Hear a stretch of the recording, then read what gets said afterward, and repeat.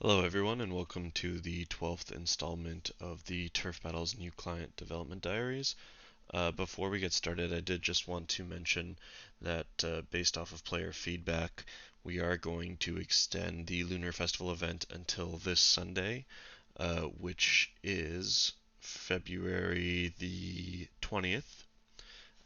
So the night of the 20th, we will be restarting the servers to turn off the Lunar Festival event, and we're just doing that because a lot of players have mentioned that they haven't been able to collect their Tiger Mask yet.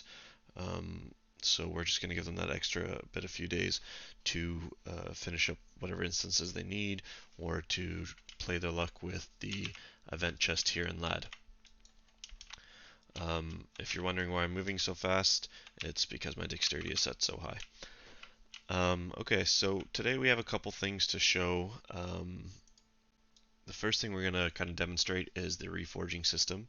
To those of you that are new to Turf Battles or just haven't played in a while, the Reforging System is a cool system we added a while ago, so this is a re-implementation in the new client, but it's a system that we added to kind of help players upgrade their equipment.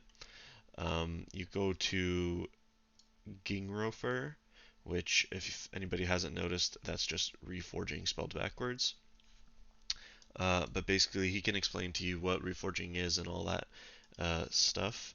But a quick summary is it's going to allow you to have a higher upgrade chance on your equipment if you reforge a stat. So that stat specifically will have a higher upgrade rate. So this is the new reforging interface. If you play the current version, it does look similar. We tried to keep it kind of the same style so that it's not too different for players. But basically you have your three columns here, which are cost items, sacrifice item, and reforge item. So the way it works is you're going to pay a certain amount of items or a certain amount of different types of items, either leather, wood, metal, gemstone, Sephiroth Choice pouches, Blue Tier pouches, or Red Honor pouches. Um, and in addition to that payment, you're going to sacrifice an item that is identical to your reforge item and that has the same stat that you want to reforge. And that item will disappear. You won't be able to get that back, but in exchange, you'll get your reforge item will have that reforge stat that has a higher upgrade chance. So just to demonstrate, I already have some Mystic Bows in my inventory. Um, Really quick, if I try to put an item in there that just doesn't match, it won't let me, because that's not something that we can reforge with my Mystic Bow. But if I was to put this Mystic Bow, it's identical, it's a Mystic Bow, but I get no options. Reason for that is they're different stats. This is a Blessing level 7, and this is a Blessing level 8. You can reforge anything from levels 1 to 10, as well as level 11. I believe we restrict level 12s and Clonium equipment just because they do have a higher upgrade rate already, and that is why they go to level 20. Um, but basically, uh, right now we can't choose anything because they're different. If I go ahead and I do another level 7, all of a sudden we have this stat that we can select. As soon as you click it, these items have numbers next to them. They're appearing in green because I already have those items in my inventory. If I didn't have enough of those items, the numbers would appear in red, and these numbers don't symbolize how much I have in my inventory, they symbolize the cost of reforging this item. But basically I do have all these items.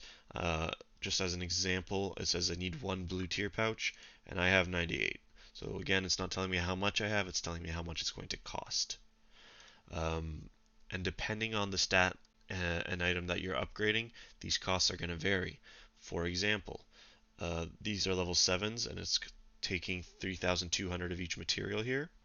As soon as I try to do a level 8, which is right here, it's now taking 6,400 of each material. The blue tier pouch, I believe, does vary, but in this instance it didn't. Okay, so as soon as you do have a stat selected that you want to reforge, you just click reforge. And now if you look at the item, which is right here, it says that it's a reforged Blessing level 8. So anytime you see an item that has a reforged stat on it, Whether you bought it from a player or whether you made it yourself, that means that when you try to upgrade it, it's going to take your reforging level into account. And when you try to upgrade it, it's going to look at your reforging level, and it'll calculate the boost based off of that. So just as an example, if this was made using a level 1 reforging character and they sold it to somebody that has level 100 reforging, and then that person tried to upgrade it, it would be taking into account the level 100 reforging, not the level 1. So you don't have to worry about that. In this instance, I only have level 3, and I don't know if you noticed, but when I open this window, the character information window, you can just go to the production tab to see your reforging. And again, that does give you a brief description of what reforging does. Um, I'll just go ahead and upgrade the level 7s just so you guys can see that works too. It's the same item, so should just work identically. And there you go. Reforged Blessing level 7. Um, this update was really nice when we added it, just because it did allow players to kind of push their items past their limits. It's used a lot with items that have already been upgraded to a nice stat, and they just want to get their secondary stat as high as possible. So what a lot of people do is they, for example, make a level 9 necklace that has a stat that's level 4, and just to upgrade it to say level 5 or level 6, they'll reforge that stat so that they know that they have either a 100% chance or a really, really high upgrade chance on that stat. But it's just a cool system. I think the majority of the players do enjoy the system. In order to unlock reforging, you do need to have level 100 refining, potion brewing, and blacksmithing. If you want to know more about that, you can watch the production skills video that we released a while back. I don't remember the exact update number, but it's on there. Okay. The next thing that we want to show is the Transmog System. And actually, yeah, no, I can do this. Okay, so if you want to transmog an item, for those of you that don't know what that is, it's basically you're gonna change just the appearance of an item into the appearance of another item. And this kind of system exists in most MMOs, but basically if you go to speak with Vanity, which is just a bit before the Crystal Room, he describes what transmogging is, of course. If you're wondering if it can be reversed, it can be reversed by using an item that's purchased from the turf shop, and I'll show that afterwards. But basically, every time you transmog an item, it's going to cost you 25 million Lenny, and it's just a cosmetic change. If you transmog something, the stat effects will not pass over. I believe if you're transmogging a demonic or a liquid gold, those effects do pass over, but those are the only exception. But basically, here you can see that I have 441 million Lenny, and as soon as I do try to transmog, it'll take some money away. Now note, it has to be an item that works with the sacrifice item or with a transmog item. So for example, a sword can't work with a bow because archers can't use swords and blades can't use bows, of course. And if it's the same item, it also won't work because they have the same appearance, so it's pointless to transmog them. But here we have a Triumphus sword and a Mercial sword. If I was to put this Triumphus sword on, I would have the Triumphus sword appearance, of course. But what I want to do is I want to get rid of, let's say I want to get rid of the Triumphus sword, or sorry, let's say I want to get rid of the Mercial sword and place the appearance of the Mercial sword on my Triumphus sword so that my Tri-sword looks like a Mercial sword. All I have to do is put the Mercial sword in my sacrifice slot, and you'll note that here it has no stats, so you don't need to worry about giving it really nice stats. It's not going to give you a bonus, regardless of what stats are on there. And then all you gotta do is press Transmog. And there you go. I lost one item. Now I have the Triumphant Sword. I have 25 million less Lenny. And then if you look here, it does say at the bottom, right above the Reforged stat, it says Transmog item Mercial Sword. But the title of the actual item says Triumphus Sword. So if I go to put that item on right now, it's a Mercial Sword. But we have the bonuses of a Triumphus Sword. I think most people know how the Transmog system works. I just wanted to quickly go over it because that is something that we re-implemented on this update. And then we'll go ahead and just show off the Transmog Diffuser spell that's in the turf shop.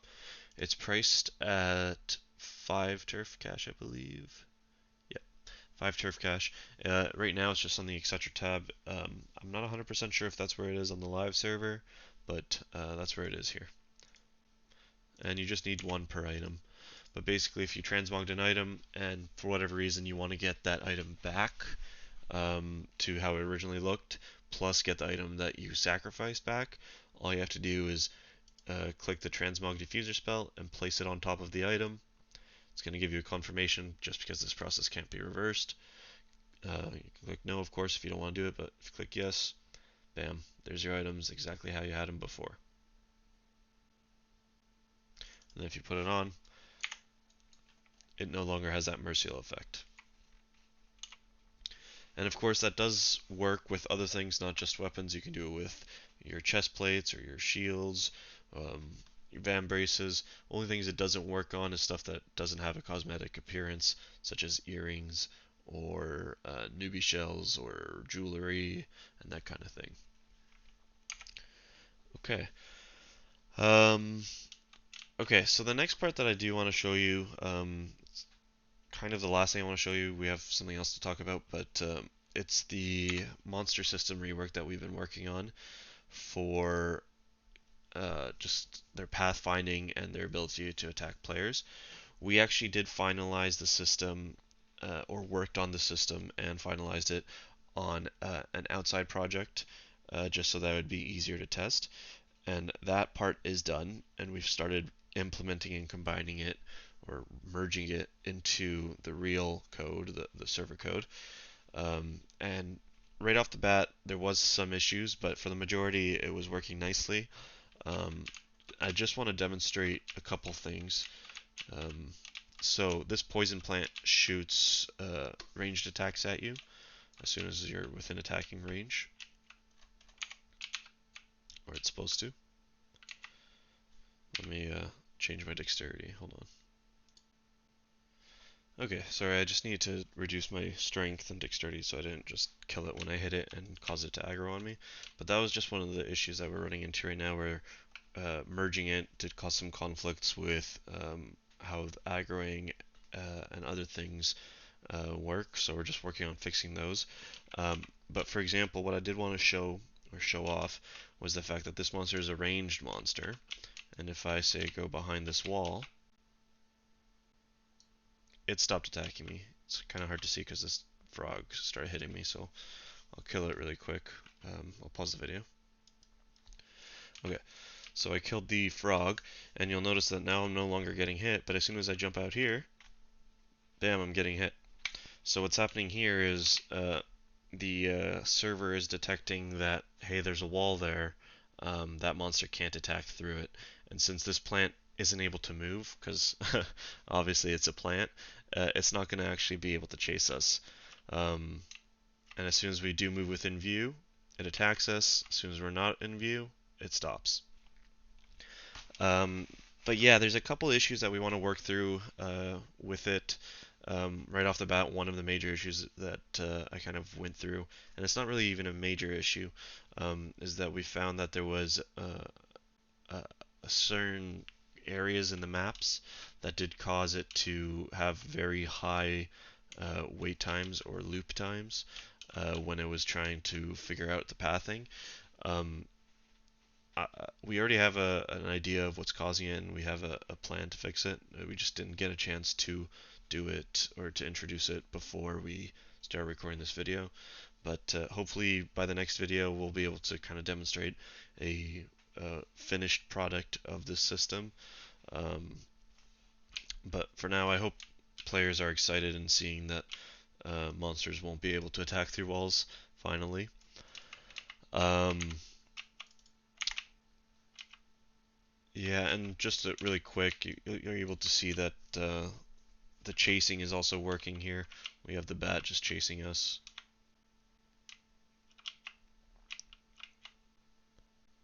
Then eventually it gets close enough to hit us. Um, yeah, that's pretty much it. Working with the monster system has taken up a lot of our time. And then in addition to that, we have been working on some kind of administrative tools to just kind of help us develop new content as well as manage existing content. Um, so that's been taking up a lot of our time. But yeah, that's pretty much it for today. I hope everyone enjoyed that video. Um, we'll be back in 2 weeks with another video, and like I said, hopefully with the finished product of the monster system.